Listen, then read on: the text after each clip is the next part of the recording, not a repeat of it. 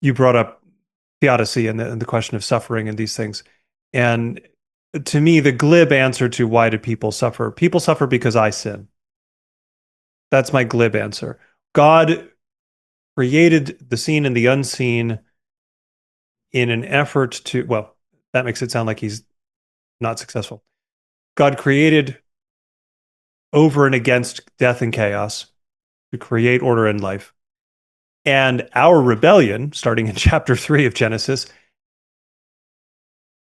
is us then going the other direction. We are, rather than participating with taking that garden out and expanding it, we are doing the opposite of that. And so we increase the amount of death and we increase the amount of chaos through our sin. As I've said at other times, and I know it probably to some people sounds like an exaggeration, but I genuinely mean it. There are deserts in the world because we sin. Venus does not have life on it because we sin. If human beings, human persons lived out the commission given to us in Genesis, the entire universe would be orderly and full of life. That's what we're supposed to be doing with it. And it isn't because we don't. And so it can seem glib, but I think it really is the core of getting away from the philosophical question of theodicy becomes a question about God sort of stepping hat in hand into the court of reason and having to defend himself.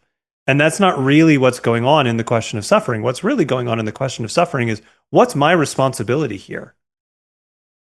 What part do I play in the fact that people suffer?